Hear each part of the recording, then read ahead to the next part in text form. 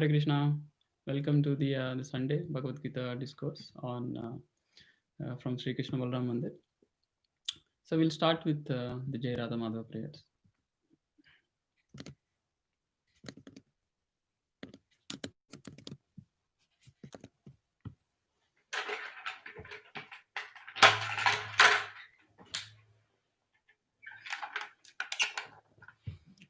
Jayo Radha Madhava Kunja Vihari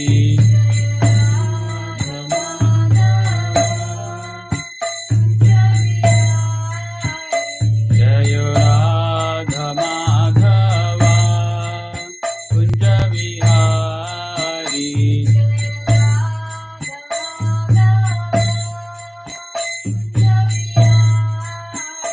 Jaya Gopi Jana Vallabha Girivaradhari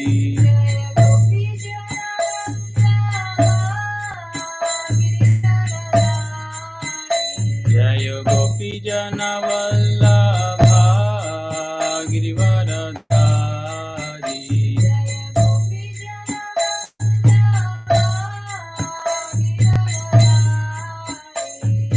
Yashodanandana Brajana Ranjana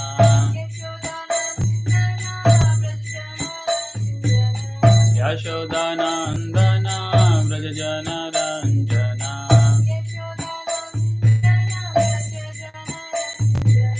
Yamuna Tira Vanachari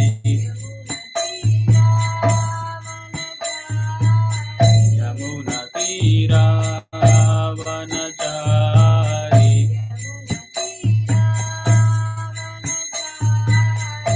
Jayo Radha Madhava Kunja Vihari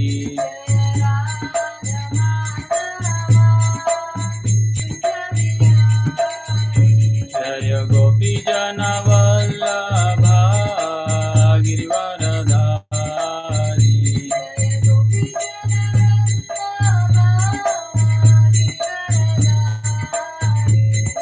Yashodanandana Brajana Ranjana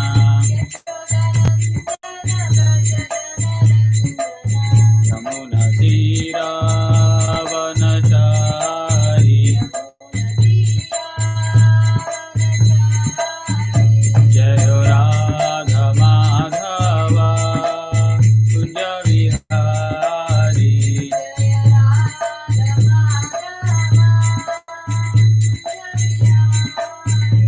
Hare Krishna Krishna Krishna Hare Hare Hare Rama Rama Rama Hare Hare Krishna Krishna Krishna Hare Hare Hare Rama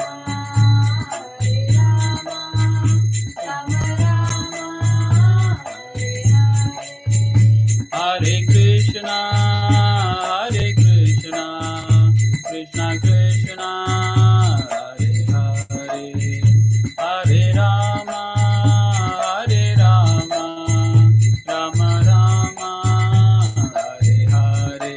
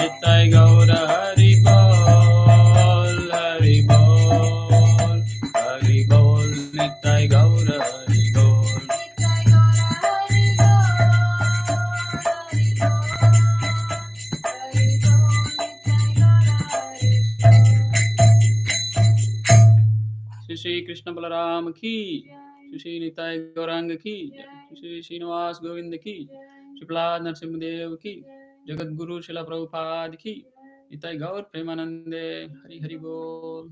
Hare Krishna. So today we'll be discussing from chapter 2 of Bhagavad Gita, text 45. So before we start, I'll recite the holy name of the Lord and then we'll get started. Om Namo Bhagavate Vasudevaya. Om Namo Bhagavate Vasudevaya. Om Namo Bhagavate Vasudevaya. Om Namo Bhagavate Vasudevaya. Om Namo Bhagavate Vasudevaya. Om Namo Bhagavate Vasudevaya. Hare Krishna. So the second chapter of Bhagavad Gita, text 45. I will read out the verse once, and we'll read the translation and purport, and we'll discuss further. Traigunya Vishaya Veda Nistraigunya Bhavarjuna Nirdvando Nitya Sattvasto Niryogakshema Atmavan. So I'll read it out again. Traigunya Vishaya Veda Nistraigunya Bhavarjuna Nirdvando Nitya Sattvasto Niryogakshema Atmavan. So I'll read the synonyms and then translation and purport. By His Divine Grace, Abhay Charna Arvinda Bhaktivedanta Swami Srila Prabhupada Ki Jai. Synonyms. Traigunya, pertaining to the three modes of material nature. Vishaya, on the subject matter. Vedaha, Vedic literatures. Nistraigunya, in a pure state of spiritual existence. Bhava, be. Arjuna, O Arjuna. Nirdvandaha, free from pains and pains of opposites. Nitya Sattvastaha, ever remaining in Sattva, goodness. Niryogakshemaha, free from the thought of acquisition and preservation. Atmavan, established in the self. Translation. The Vedas mainly deal with the subject matter of the three modes of material nature. Rise above these modes, O Arjuna. Be transcendental to all of them. Be free from dualities. Be free from all dualities and from all anxieties for gain and safety, and be established in the self. Purport. All material activities involve actions and reactions in the three modes of material nature. They are meant for fruitive results, which cause bondage in the material world. The Vedas deal mostly with fruitive activities to gradually elevate the general public from the field of sense gratification to a position on the transcendental plane. Arjuna, as a student of and friend of Lord Krishna, is advised to raise himself to the transcendental position of Vedanta philosophy, where in the beginning there is Brahma Jignasa, or questions on the supreme transcendence. All the living entities who are in the material world are struggling very hard for existence. For them, the Lord, after creation of the material world, gave the Vedic wisdom advising how to live and get rid of material entanglement. When the activities for sense gratification, namely Karmakanda chapter, are finished, then the chance for spiritual realization is offered in the form of the Upanishads, which are part of different Vedas, as the Bhagavad Gita is part of the fifth Veda, namely the Mahabharata. The Upanishads mark the beginning of transcendental life. As long as the material body exists, there are actions and reactions in the material modes. One has to learn tolerance in the face of dualities such as happiness and distress, or cold and warmth, and by tolerating such dualities, become free from anxieties regarding gain and loss. This transcendental position is achieved in full Krishna consciousness when one is fully dependent on the goodwill of Krishna. Thus ends the purport. ॐ अज्ञानतिमिरान्धस्य ज्ञानाञ्जनशलाकया चक्षुरुन्मिलितन्येन तस्मै श्रीगुरुवे नमः नम ॐ विष्णुपादाय कृष्णप्रेष्ठाय भूतले श्रीमते भक्तिवेदान्त स्वामिन् इति नामिने नमस्ते सरस्वते देवे गौरवाणी प्रचारिणे निर्विशेषशून्यवादी पाश्चात्यदेशतारिणे जय श्री कृष्ण चैतन्य प्रभु नित्यानंद श्री अद्वैत गदाधर श्रीवासदि गौरभक्तवृंद हरे Krishna Krishna Krishna Hare Hare Hare Ram Ram Ram Hare Hare. Hare Krishna. So thank you all for joining. And today is also, at least in the United States, it is also Father's Day. So happy Father's Day to all the fathers out there, and all the mothers. Without the mothers, fathers can't be born, right? So it happy Father's Day includes Happy Mother's Day also. So it is. Uh, we don't know why the US has created this holiday. People say for marketing and other things, but having a day to acknowledge everything that fathers do, everything that mothers do. There's nothing wrong in it. And as per the Vedic civilization, as per the Vedic system, every day is actually Father's Day, Mother's Day, Brother's Day, Sister's Day, because there is love and respect and regard, and there is a constant act of taking the blessings and working under their guidance and their instructions. One of the thing to keep in mind is it's mentioned in Srimad Bhagavatam that as a father and mother we have a spiritual responsibility also. You know, taking care of the material responsibilities is a very common thing, is a known thing. Everyone takes care of their children's health and education, and make sure they are well suited to live a comfortable life materialistically. Right? These are all the modern education system, the modern civilization is guiding in one sense. But there is a something else. There is a beyond a material responsibility. There is a spiritual responsibility also, and that spiritual responsibility is that we also need to make sure our children are able to make spiritual progress. That means at the end of life, they should not only be materially, well situated, but they should also be well spiritually situated, spiritually equipped, so that they can actually attain the ultimate perfection of human life, which is getting rid of this material cycle of repeated birth, death, old age, and disease, which is also known as liberation or moksha or mukti. So we should also make sure we are guiding them towards, them actually can they attain mukti? Are they acting in such a way? Am I acting in such a way that I'm not only providing the material necessities, but am I also providing the spiritual education and spiritual necessities, so that at the end of life he will be able to attain spiritual perfection also. So it is responsibility for our own self to make spiritual advancement and to attain the ultimate state of liberation, and also make sure our dependents, our children, are also able to make spiritual progress. And Bhagavatam says so strongly that one should not even become a mother or father unless they can actually be sure, unless they take a resolve to guide their children to attain spiritual perfection. Because material, whatever we provide, it's all temporary, right? At the end of life, it's all lost. But whatever spiritual guidance we can provide, that is an eternal benefit. And if one can actually attain liberation at the end of life, that is the ultimate success of the human form of life. So something to keep in mind. And another thing on Father's Day to keep in mind is recollect what Krishna says in Bhagavad Gita. He says, Sarva yonishu kaunteya murteha sambhavanti tasham brahma mahadyunishu aham bija pradapitaha. So Krishna says, actually, I am the seed giving father, isn't it? We all know with minimal understanding from our Vedic knowledge that we are all temporarily in this body. We are the Atma in the body, and this body is given by a father and mother. But at the end of life, the Atma moves on, takes on another body, another father, mother. So many fathers, mothers are changing across different lives. But who is the original father? That Krishna clearly says, Aham bija pratapitaha. I am the seed giving father. So we should actually, you know recollect, we should also remind ourselves that the original father is Krishna. And we have, just like all children are trying to do something to impress their fathers, to show their gratitude, we should also think what I can do today to show gratitude to my original father, my real father, Krishna, Lord Krishna. What can I do to show my gratitude to him? And in this day and age, one of the very simplest and easiest way is to chant the Hare Krishna mantra. When we chant the Hare Krishna mantra, Hare Krishna, Krishna Krishna, Hare Hare, Hare Rama, Rama Rama, Hare Hare, we are actually making a relationship with Krishna. We are establishing a connection, and we are acknowledging, our gratitude. We are acknowledging our prayer. We can acknowledge our thankfulness, right? Just like if somebody helped you a lot and you came to know, you feel like, calling them and thanking them. Hey, thank you very much. I just came to know you did so much for me, right? So in the same way, when we chant Hare Krishna, Prabhupada says, it is like making that connection. It is like making that phone call to the Supreme Lord. And, when we chant Hare Krishna, Krishna actually, becomes present in his holy name.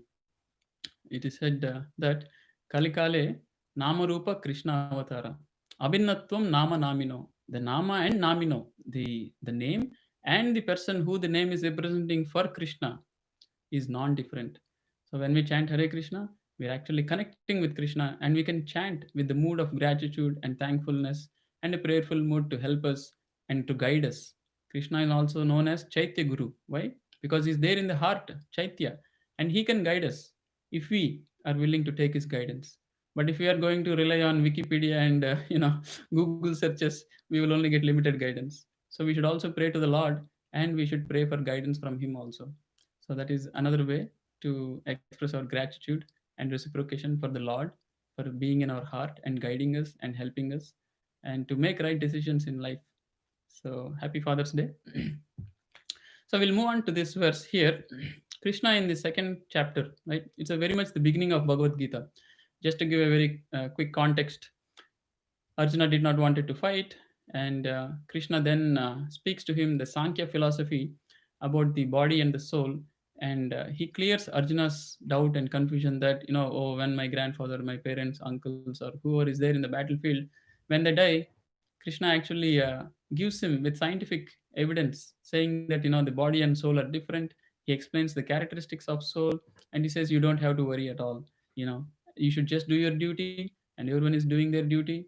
And when you do your duty, neither you will incur sin nor they will incur sin. And he even says people actually who die in the battlefield, they will go to the heavenly planets. So Krishna convinces Arjuna that no matter what, there is nothing for you to worry. You have to do your duty. And then he says, but I will tell you a way where you can do your duty and you can be freed from the reactions of your duty. And this is where Bhagavad Gita, is the prominence, the essence. Do your duty, and different ways of doing the duty. There are so many self-help books. There are so many technical, guidance you can get in whatever activity you're doing. But doing it in such a way, no matter what the activity is, such that you won't get bound up by the reactions, is an art. It is a real art of executing our duties. So Krishna says in text 39, I'll just mention that. He says, Buddhya yukto yaya partha karma bandham prahasyasi. He says, if you actually, with this intelligence, if you act, karma bandham prahasyasi, you will actually be freed from this bondage of reactions. What is it that causes a rebirth of a jiva? Right? We hear the word liberation, moksha, and then we hear the word that reincarnation. Sometimes we come across incidents where some people remember their last lives. There are so many documented evidences of people, who have been able to recollect their last lives. So we know that this reincarnation happens. What is it that causes this reincarnation? And then what is mukti? We say liberation, mukti, moksha means no more reincarnation. And then what will happen to them? They will go back to the spiritual world. They will go to the Vaikuntha Loka.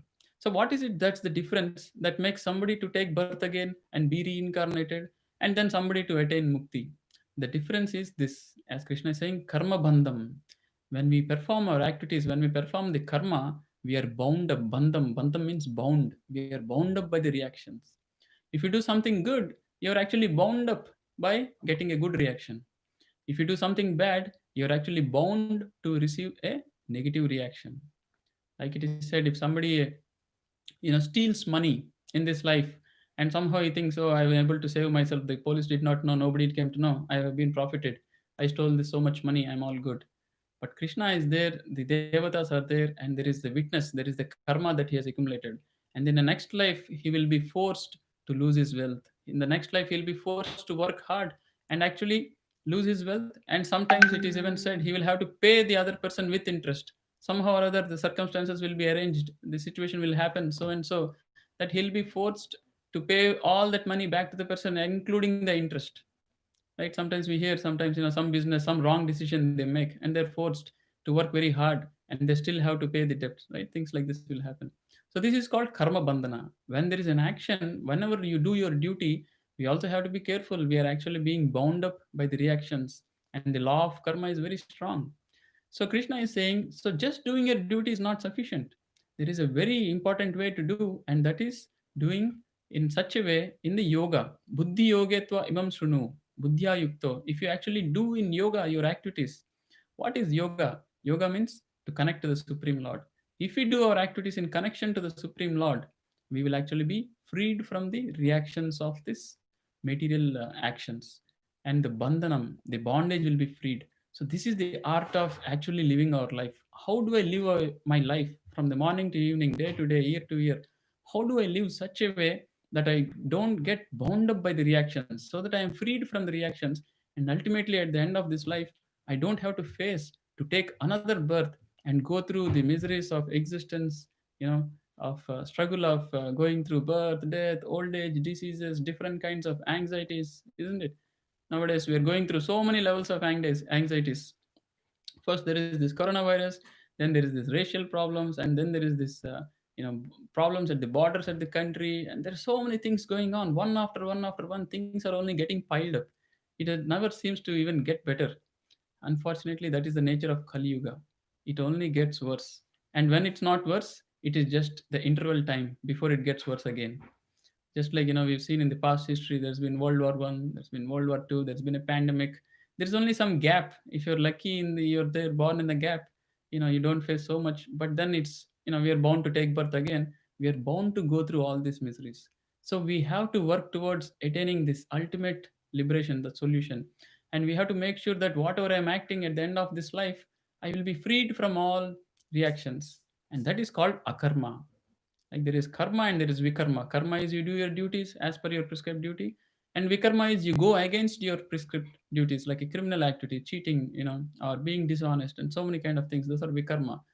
And then between karma and vikarma, Krishna is actually in Bhagavad Gita. He's giving us a solution, which is called akarma, where there is no reaction. We still do our duty. We still work. We still take care of children. We take care of families. We take care of parents. We do our job. We eat. We do everything. But there is no reaction. So this is a great art. Everything that you are doing, if you can learn this art, you can actually be benefited so much, immense benefit. And that is what Krishna, that is why Bhagavad Gita is so prominent. That is why Bhagavad Gita as a spiritual literature is so prominent, so important, so significant for all of us. Sometimes people think, "Oh, I'm not much into God and all this. This is not my interest." No, this is your interest. This is everyone's interest. If you are a human being, this is your interest. Prahlad Maharaj says, Nate vidu swartagatim hi Vishnu, durashaya hi bahirattamanina. People don't know what is their real self-interest. They think spirituality is for some people. That's okay. This is not my thing. I'm more into sports. And I'm more into art. I'm more into this. Oh, you're into spirituality. That is your interest. Unfortunately, spirituality is not an optional interest for anybody. Right? In school, sometimes there are mandatory subjects and there are optional subjects. So in our life, Bhagavad Gita is a mandatory subject. This is not something we can get along with. Without knowing, how do I not get bound up by the reactions of my work and working blindly and getting bound up and suffering again and again? This is not an optional thing. This is mandatory for everyone. And that is why Bhagavad Gita is so important. The spiritual path, the spiritual progress is so important, because Krishna is revealing the secret of working in such a way so that we are not bound up by the reactions. And the solution is very simple. We don't have to spend too much. Even in the second chapter, actually, second chapter is the summary of the total contents of Bhagavad Gita. If somebody just reads the second chapter of Bhagavad Gita, especially this from text 39, where Krishna starts speaking about this divine secret of working, from 39 to like 72, right, is barely like 35 verses. If you read those, the secret is revealed. And it is here Krishna is saying, what is that he is revealing the secret? And In this verse, he's clearly saying how you should act, because there are so many things going on.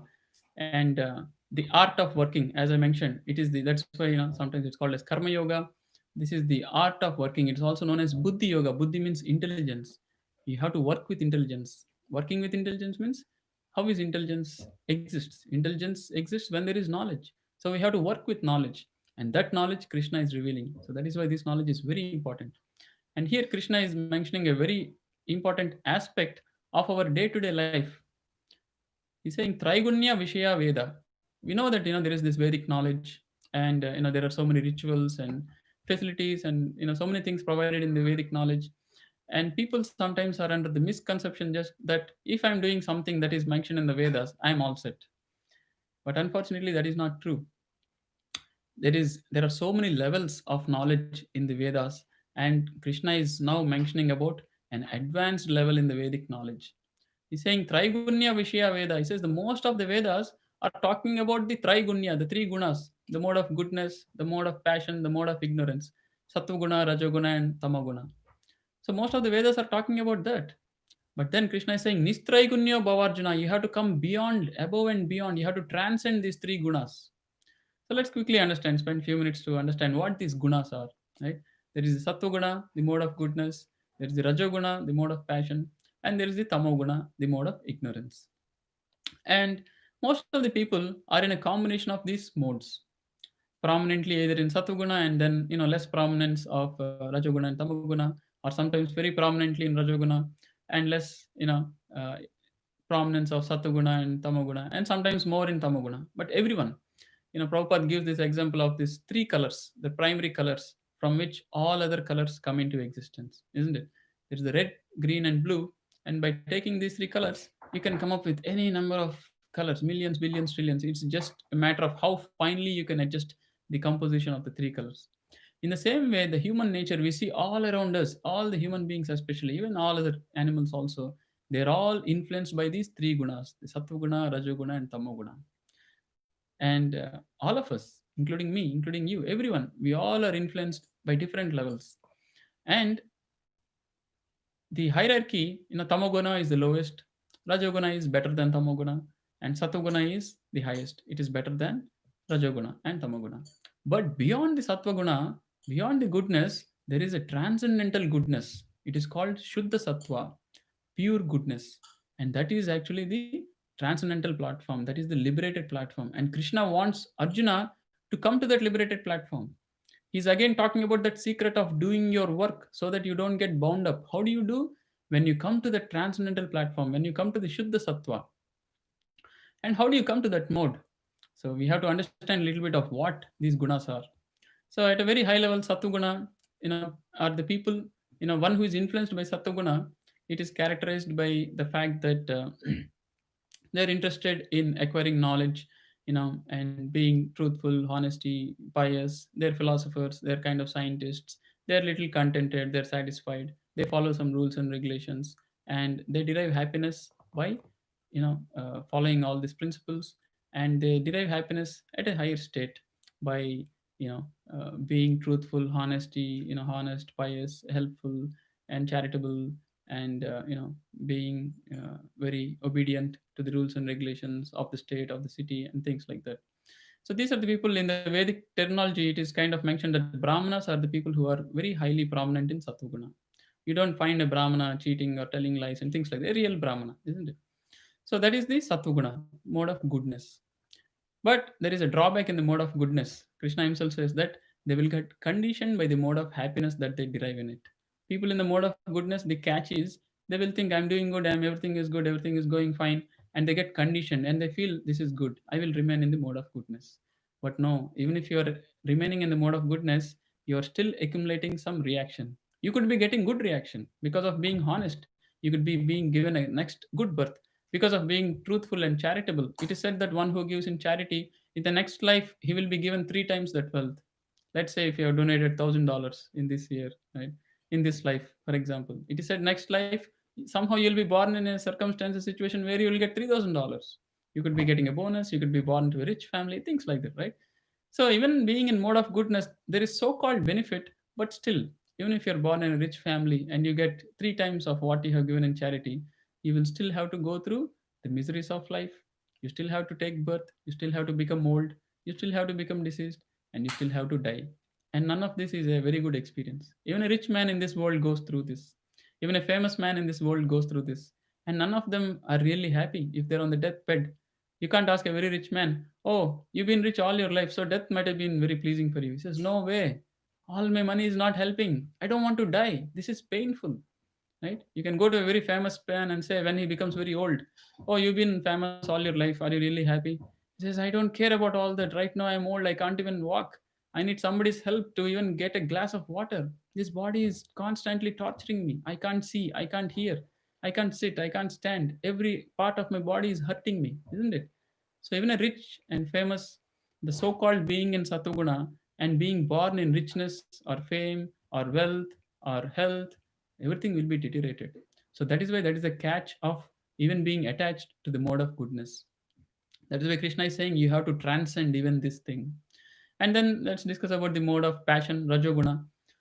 It is said that Rajoguna is characterized by unlimited desires and longings for material sense pleasures, and they're always looking for accumulating a lot of wealth, lot of fame, name. They're working very hard.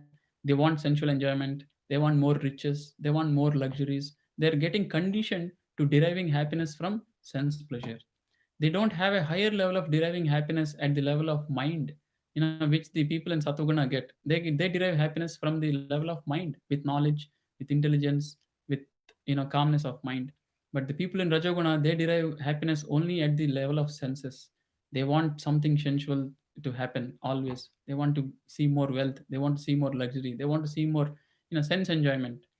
So, but the problem with these people, again, they get conditioned, they're bound up, and when in Rajoguna, they tend to do sinful activities, mischievous activities, and they get caught up because they give more prominence to sense pleasure. Sometimes they will cheat, sometimes they will lie, they will go to any extent to satisfy their senses, and this Rajoguna will actually put people in trouble. And they will again be forced to take birth. And the people in Satoguna may be born in good circumstance. The people in Rajoguna may be born in even more difficult circumstance. So neither Rajoguna is a very good situation to be in. And then there is Tamoguna. It's a mode of ignorance, darkness, tamasic. And the word itself, Tamoguna, tamasic, darkness, means ignorance. Ignorance means lack of knowledge, absolute opposite of mode of goodness. They are, it is said, they're characterized by, they don't even give prominence to sense pleasure, they don't give prominence to knowledge. They are just in a very low conscious level, that they go for the lower modes of sense pleasure. They're generally mostly lazy. They get intoxicated. They get drunk. They do all kinds of abominable activities because they're looking for satisfaction, sense pleasure from a very low gross mode of activities. So neither the mode of ignorance is good. So that is why Krishna says, and in this Vedic knowledge, it's very interestingly, the Vedic knowledge has been provided with a purpose of helping everyone, no matter in what mode they are, to come to the topmost. Right? See, in the purport, Prabhupada says very nicely, the Vedas deal mostly with fruitive activities to gradually elevate the general public from the field of sense gratification to a position on the transcendental plane. So the Vedic knowledge has been designed in such a way that no matter what guna one is in, he could be in tamoguna, rajoguna, or satoguna, it is giving a lot of activities and processes so that they can gradually elevate themselves from tamoguna to rajoguna to rajoguna to satoguna, and from satoguna to go to the transcendental plane, the Shuddha Sattva platform. And that is what Krishna is saying. Nistraigunya Bhavarjuna. He says, don't get carried away by the various things mentioned in the Vedas, because they are mostly mentioned to satisfy the people in different modes so that they actually follow some principles and they gradually elevate. But Krishna wants Arjuna, if possible, actually any one of us, no matter what mode we are on, we can directly go to the transcendental platform. We can directly work towards achieving the Shuddha Sattva. It is like an example is given of a staircase and an elevator. If you take the path of staircase, yes, you have to go through the first floor to reach the second floor. You have to go through the second floor to reach the third floor. But if you take the elevator, you don't even have to go through all this. You can take the process elevator, which will directly take you to the the third floor or the top floor. So this process that Krishna is mentioning in Bhagavad Gita it's known as Nivritti Marga. Pravritti Marga means one by one, slowly making progress and like step by step by step. Nivritti means completely putting aside this whole Pravritti Marga and directly taking an elevator. Right? You want to reach the topmost position. Why do you want to deal with all this number of stairs when you can directly take an elevator? So completely, you can actually keep them aside. And that is what Krishna is saying here, that just because in the Vedic knowledge there are so many things, it doesn't mean you have to go through all these processes. Just like a building, if it has built stairs for all the 100 floors, you don't have to take it. There is an elevator also built in. You can take the elevator. That's what Krishna is saying. The Vedic knowledge, it is mostly talking about the stairs, but it also talks about the elevator. And Krishna wants to focus Arjuna on the elevator. He doesn't want him to go through many, many lifetimes. The Pravritti Marga, it is said that it is a process of many, many, many lifetimes. You're slowly satisfying one of your desire in tamoguna and slowly coming to rajoguna. Sometimes you're getting carried away in one life, you might fall down again to tamoguna, then you go to rajoguna, then you do something, you go to sattoguna, again you might fall down. It is a process of multiple lifetimes and there is no guarantee. So Krishna is mentioning this Nistraigunya Bhavarjuna. So the Vedic knowledge, most of the rituals that we know about actually, doing different kinds of pujas and demigod worships and different, they're all called as the Karmakanda portion, where you perform your activities and there is uh, a mention of a good result that you will get to create an impetus for people to follow. Like for people who are in the tamoguna, what is the impetus that is given? Or people, take example for the people in rajoguna, it's easy to comprehend. It is said if you do so and so yagna, if you satisfy so and so demigod, you will get wealth, right? If you satisfy so and so demigod, if you do so and so puja, you will get good health. Or if you worship, Uma or Durga, or different, there are different benefits mentioned. You will get good wife. There are different things mentioned to get a good wife, to get a good husband, to get good health, to get progeny, to get children. Like this, so many material benefits are mentioned, and people, then it gives them an impetus to follow the Vedic system. Oh, I'm anyway looking for positive, and there is a nice mention over here. If I do some yagna and puja, this is not much effort. I will get some good benefit, isn't it? So this is what the Vedic scriptures are actually trying to captivate all the common people, to bring them into the fold of the Vedic system, so that they can slowly make progress. What happens when he does different yagnas and different pujas, for a person in Rajoguna? Slowly he will start thinking, oh, the Krishna is giving, and there is a level of purification that happens, because no matter what devata you worship, no matter what yagna you do, it could be Surya yagna or it could be any other yagna or worship, ultimately the yagna purusha is Vishnu. You can actually observe this. No matter what yagna they do, they will actually establish a yagna purusha. You can ask the brahmana, the priest, what is that you are trying to establish? Who is the yagna purusha? He will say yagna purusha is Vishnu, because ultimately everything is provided by Vishnu. The devatas are working under Vishnu. So you are worshipping the devata here, but the devata has to offer it back to the ultimate yagna purusha.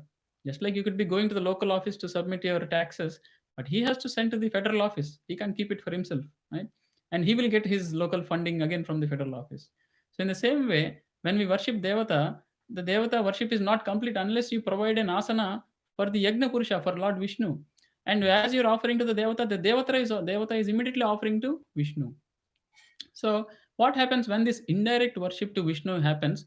There is a slowly transformation of heart. The Rajoguna slowly comes down, and one will start coming to the mode of Sattuguna. They'll start thinking, oh, there is Vishnu, there is Krishna, oh, there is Devata. Oh, if you do this, then he will ask one day, Swamiji, what is this ultimate purpose of life? He says, ultimate purpose of life is to attain Mukti and Vaikunta.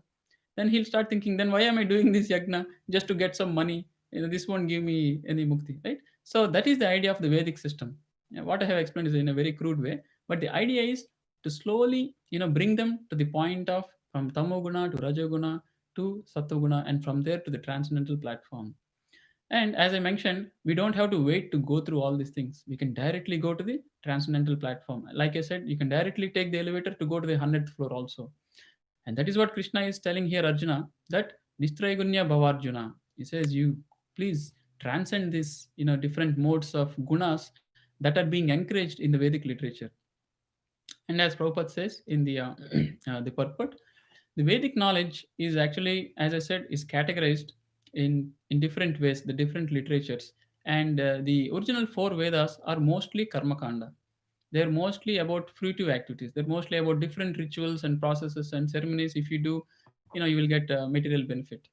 But then towards the end of the Vedas, after the four Vedas, there are the Puranas, and then the 18 Puranas, and then above the 18 Puranas, there are the Upanishads, and there are 108 Upanishads, and these Upanishads is where the spiritual knowledge, the transcendental, to come to the transcendental platform, the knowledge is mentioned there. As Prabhupada is saying here, that one has to raise himself to the transcendental position of Vedanta philosophy. If you understand the word Vedanta, Anta means end. The end of the Vedas, what is the ultimate purpose of Veda, is different than what is in the beginning, right?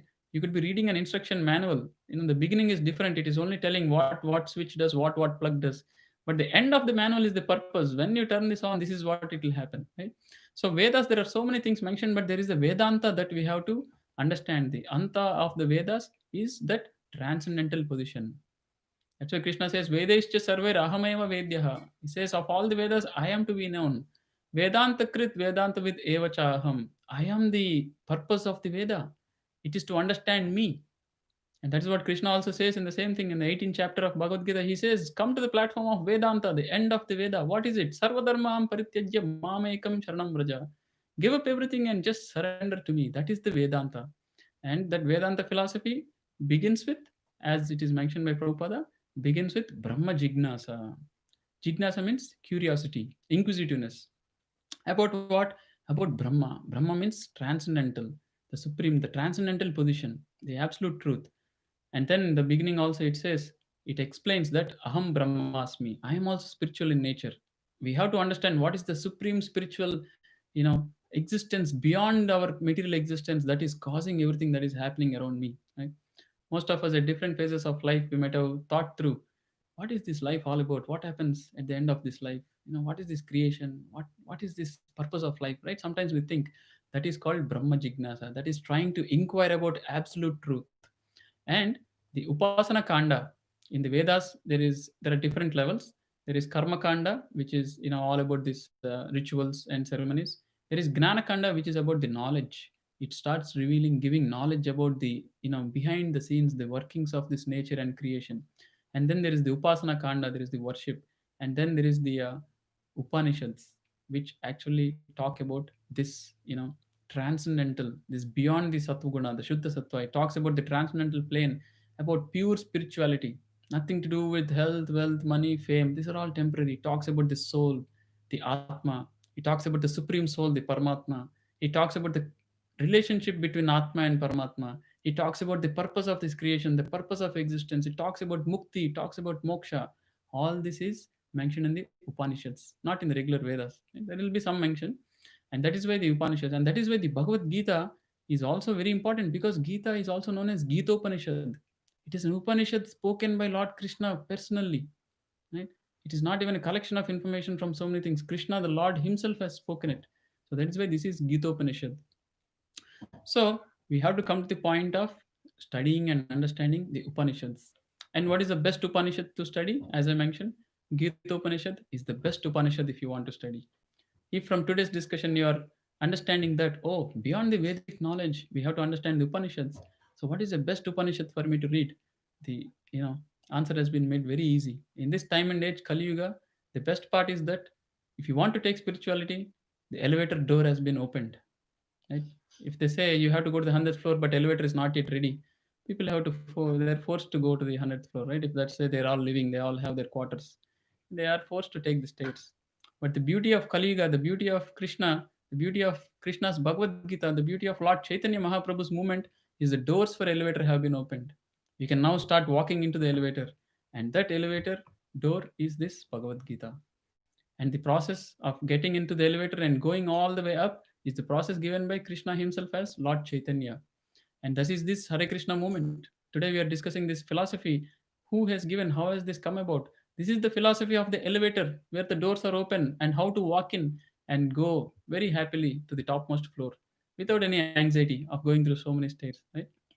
So this Bhagavad Gita, this knowledge is very important, and this is the Gita Upanishad. This is the Upanishad, and this is what Krishna is trying to talk to Arjuna, that you have to transcend Nistraigunya Bhavarjuna.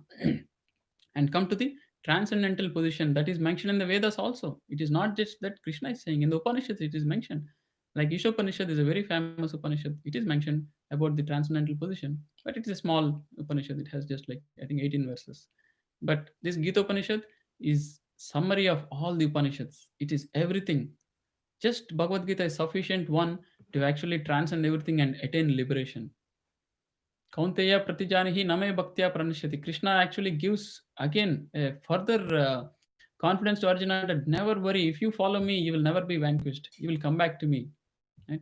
Once you understand this Bhagavad Gita, Krishna says, Mamupetya Kaunteya, you will come back to me and you will never come to this material world. So this is the beauty of Bhagavad Gita. So how to follow this Nishtray Gunya? Now we might be thinking, how can I become Nishtray Gunya? Just by reading and understanding Bhagavad Gita, we can become Nishtray Gunya. And Krishna also mentions further. Now, if I'm taking up this transcendental position, how should my mode be? How should my situation be? He says, Nirdvandvo. This is very important.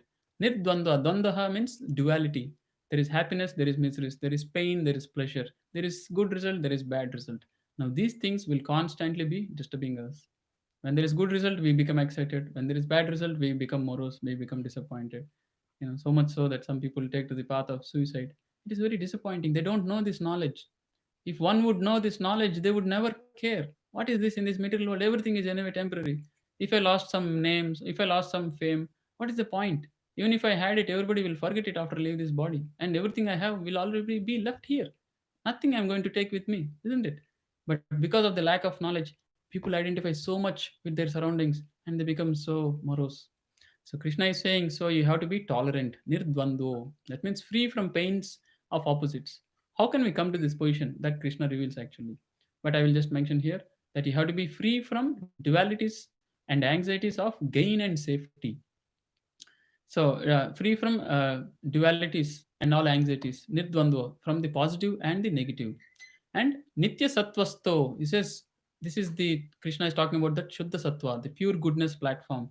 Nitya sattvasto, be in that platform, the transcendental, the Shuddha Sattva, not thinking about the three modes. And Niryogakshema.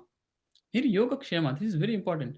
He says, be free from Yogakshema means well-being, of having accumulating something and preserving yourself. We all know, right? Yogakshema is making sure you have everything so that you're able to function, right? Yogakshema vyaham yaham. This LIC policy also uses that, right? Yogakshema, we all understand it is being well and good and healthy, and everything in a good circumstance. But what Krishna is saying Niryogakshema. He says, don't even worry about that.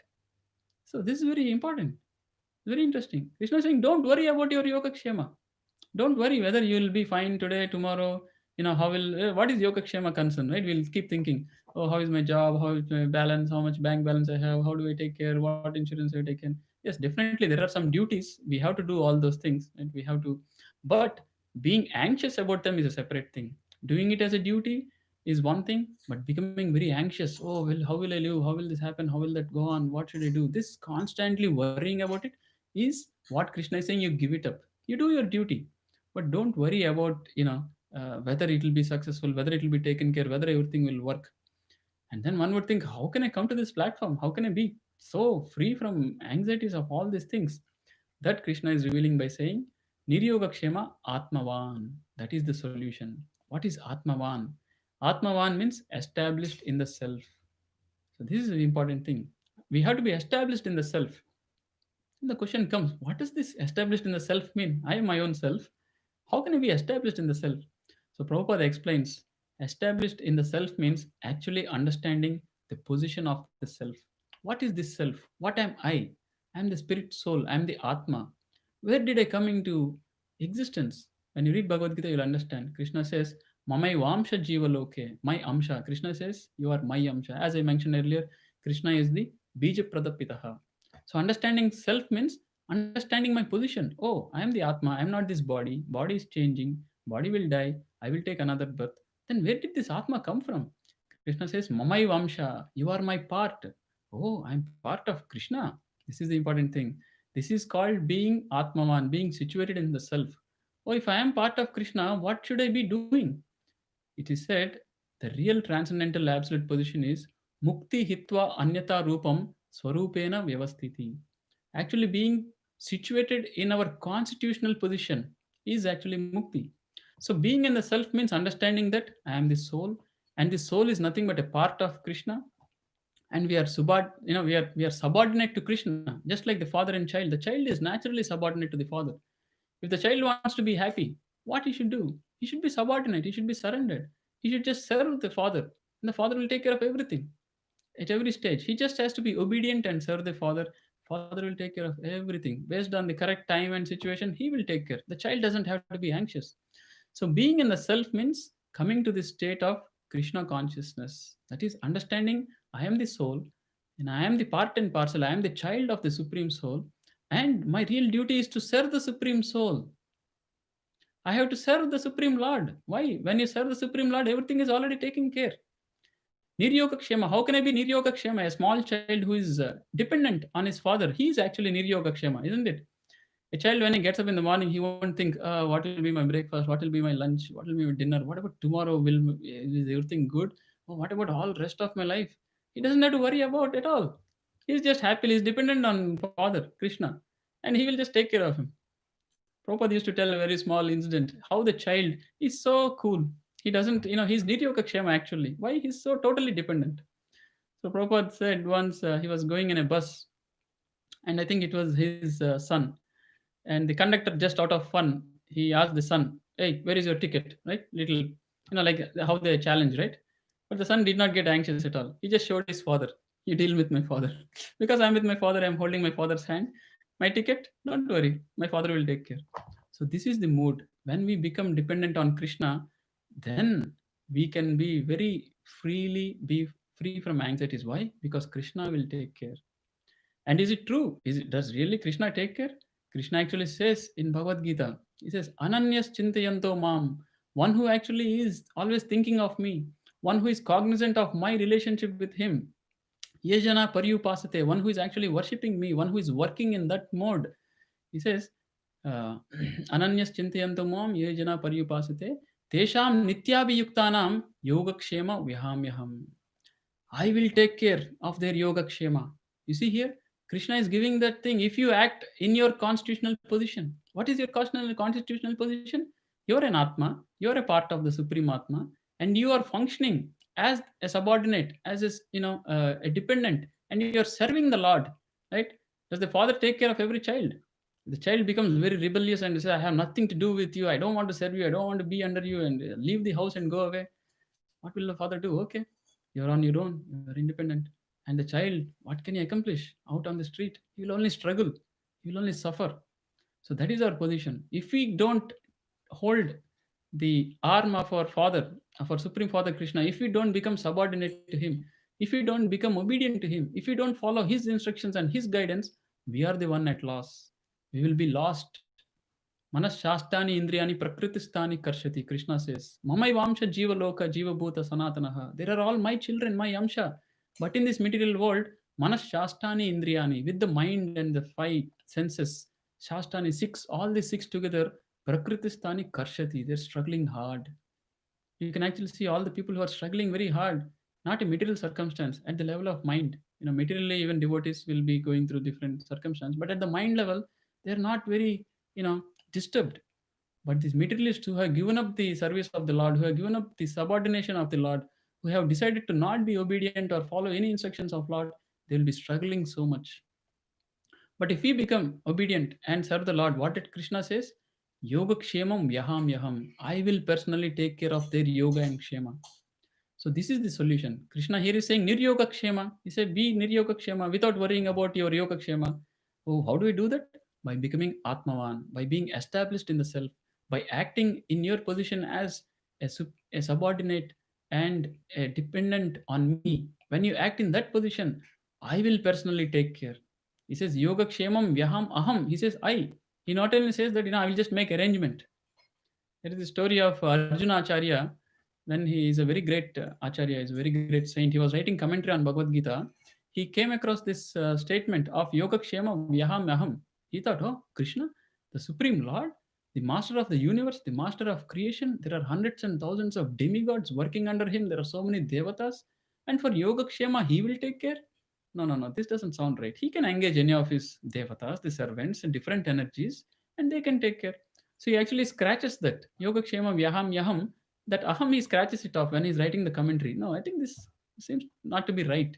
And he scratches it and he was in this thought and he goes out to take a bath in the river and his wife was preparing lunch and everything. When he's out, two small boys will come and they will bring a lot of vegetables and groceries and they will knock the door and they will say, we have brought these things. So this Arjuna Acharya's wife was surprised. Who are these young boys? They're looking very beautiful, amazing, and very young, very tender. Says, what is this? How have you come? He says, oh, we are disciples of Arjuna Acharya. He has asked us to, drop off these vegetables and groceries.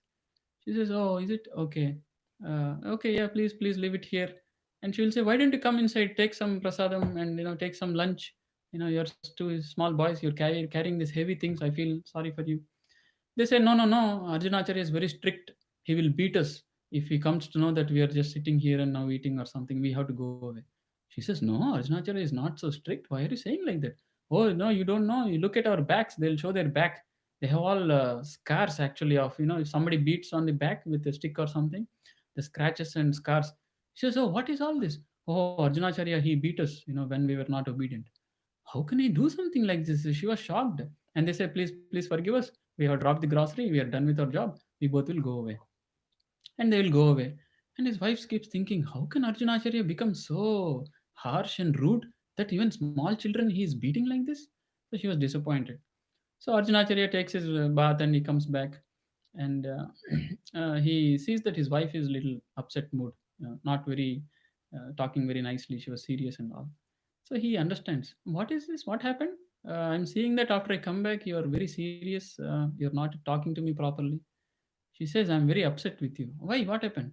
Those two young boys came, your disciples, and I've seen on their back there are these scars and looks like you beat them. Arjunacharya says, I have not beaten any children. What are you talking? Describe me more about the children. Then she goes on describing, the very beautiful young boys, one boy little darker complexion, one boy little lighter complexion, very wonderful, very tender, this, that. Arjunacharya will immediately realize, oh my God, these are Krishna Balarama. The Krishna Balarama have come to our house. And what did they say? They brought all these groceries, they carried on their own. And they showed me they got these scars on the back. Then Arjunacharya was thinking, why did Krishna Balarama do this? What happened? And why would he depict as if I hurt them? Then immediately he will realize, oh, today morning when I was writing commentary on Bhagavad Gita, the Yogakshema Vyaham Yaham, I have scratched out that aham. Let me go, and he immediately goes and checks. And when he sees the scratch has been removed in the commentary, in the morning he has actually scratched that aham, the scratch has been removed. Then he realizes, oh, Krishna has taken this scratch, what I have scratched on his word, he has taken it personally as if I have beat him, as if I did not trust his words. And he came to prove it personally that no, Arjunacharya, I personally carry what you lack, what you don't have. And he showed it by personally carrying those groceries and bringing and delivering. And he realizes, oh, Krishna, I'm so sorry. He feels so bad. This was a wrong understanding I was going towards, that Krishna won't personally take care. He will personally take care. And he explains to his wife and he says, oh, you are so fortunate. You got an opportunity to see Krishna Balarama. And she is like, oh, I didn't realize I didn't get an opportunity to serve them. So like that, this is a real incident that happened. Arjunacharya is a disciple in the Ramanujacharya Sampradaya. And Krishna, by this pastime, he has proved that when you are Atmavan, you can very freely be Niryogakshema. If you are situated in the self, if you are surrendering unto me, if you are following the instructions of the Bhagavad Gita, if you are following this process that I am telling Arjuna, if you follow these instructions guided by a spiritual master, and you follow all these things, I will personally take care of you. And Kaunteya Pratijanihi Name Bhaktya Pranashyati. Even says Masuchaha. He says to Arjuna, you don't have to think again. Second time you should not have a thought because I am personally guaranteeing. So this is how we can practically apply these words. We should all read and understand Bhagavad Gita and follow the instructions given by Krishna and practically execute those instructions by following the instruction of spiritual master. Because spiritual master like Swami Prabhupada, who has written this Bhagavad Gita, the Swami Prabhupada, who is the Acharya of our organization, he gives practical instructions of how to implement the instructions given by Krishna. Krishna says, Manmana bhava mad bhakto, always think of me, become my devotee. And Srila Prabhupada, in the instructions of Krishna himself as Lord Chaitanya, He tells by chanting the Hare Krishna mantra, you can become always think of him. Krishna says, Patram pushpam phalam toyam yome bhaktya prayachati. He says, please offer fruit, flower, food to me. And Prabhupada explains how you whatever foodstuff you're preparing, you put a nice leaf of tulsi and you offer to the Lord and take prasadam. So this is how the guidance of spiritual master works. He's a transparent via media of the Supreme Lord. So by following these simple instructions given by the spiritual master, we encourage everyone to be in touch with the Krishna conscious movement and understand all these practical instructions and take benefit of this knowledge of Bhagavad Gita. And the simple process, there is no secret. By chanting the Hare Krishna mantra every day, by eating prasadam, and by doing whatever service you can, and engaging your time and energy to understand what Krishna is trying to say in Bhagavad Gita, and to reflect and think and how I can implement in my day-to-day life. Right? We all have to. Everyone's situation is different. It is onus is on us to understand these instructions and how I can apply, and obviously take guidance from Prabhupada's instructions and from devotees in the organization. So I'll stop here. Uh, Happy Father's Day, everyone, and make sure you take these instructions of Lord Krishna of becoming dependent on Him, of becoming subordinate to Him, of taking up the mood of serving Him, and we can all become Yogakshema. We can be completely free by just following the simple processes given by Krishna Himself in the Bhagavad Gita. So I'll stop here. Thank you all, everyone. We can meet again next week. Hare Krishna. Jai Srila Prabhupada.